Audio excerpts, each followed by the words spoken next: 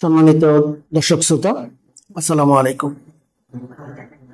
BD জনমত 20 করে আপনাদেরকে স্বাগত জানাচ্ছি। আজ আমরা গভীর শোকে আচ্ছন্ন। বাংলাদেশের লালন গীতির সম্রাজ্ঞী ফরিদা পারভীন আমাদের মাঝে থেকে চলে গিয়েছেন। আমরা তার বিধি আত্মার মাগফিরাত কামনা করি। ফরিদা পারভীন যথাযথ গানের বাইরে গিয়ে লালন গীতিকে একটি ভিন্ন রূপে আমাদের মাঝে উপস্থাপন করেছিলেন। সারা জীবন তিনি আমাদেরকে গান শুনিয়ে গিয়েছিলেন। তার কণ্ঠে এত আবেগ, এই আবেগ দিয়ে লালন গীতি গাওয়ার এত মায়াবী কণ্ঠের আরেকজন শিল্পী বাংলাদেশের দ্বিতীয় জন নেই। সঙ্গীতাঙ্গনটি আজকে প্রায় শূন্য অবস্থা চলে গিয়েছে। যে মূল ধারা লালন গীতি, সেটা পূরণ হবার নয়। আমরা তার বিধি আত্মার মাগফিরাত কামনা করি, যেন তার পরিবার এই শোককে সইতে পারে। পরিবারের প্রতি শোক জানাচ্ছি। সম্মানিত দর্শক শ্রোতা, পুরো জাতি যখন গভীর শোকে আচ্ছন্ন, বিশেষ করে সঙ্গীত ভালোবাসে না এরকম মানুষের সংখ্যা খুব কম। সেটা যে এক একজন এক এক ধরনের সঙ্গীতকে ভালোবাসে, কিন্তু লালন গীতিটা আধ্যাত্মিক গান, একটু মাটির গান, দেশের গান।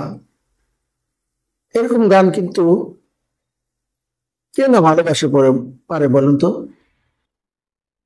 ফরিদা পারভীনের কণ্ঠে দেশের গান শুনে চোখে পানি চলে আসে।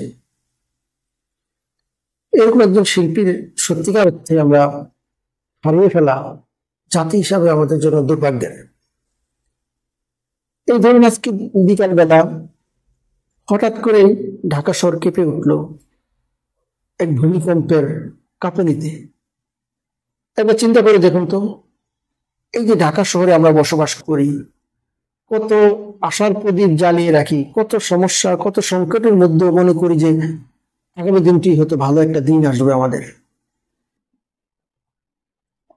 কিন্তু ভাবতে পারেন, ঢাকা শহর যদি আরেকটু পরিমাণের বেশি ঝুঁকিপূর্ণ আপনার ভূমিকম্প হয়, ঢাকা শহরের ম্যাক্সিমাম দালান কোঠা ভেঙে মাটিতে মিশে যাবে। পাশাপাশি আমরা প্রায় 2 কোটি মানুষ, কি হবে আল্লাহ ভালো জানেন। তার মতো একটা বিল্ডিং নড়ে চড়ে ওঠে। এর মধ্যে আমরা কিন্তু স্বপ্ন সাজাই, বেঁচে থাকার চেষ্টা করি।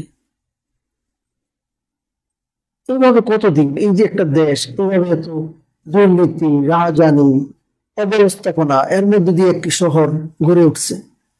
গত প্রায় 60-70 বছরের যে এই নগরায়ন, প্রতিটি সরকারের আমলে কিন্তু এই গাছগুলি হয়েছে।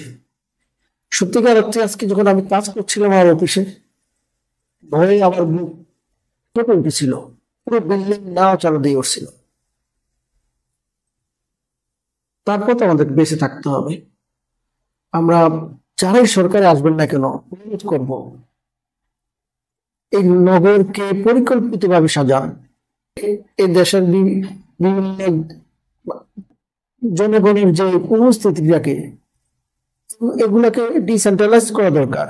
বিভিন্ন বিভাগীয় শহরে বিভিন্ন বড় বড় অফিস আদালতগুলি নিয়ে যাওয়া দরকার। তাতে করে মানুষের যে উপস্থিতি এটা কমতে পারে। জীবনটা থেমে থাকবে না।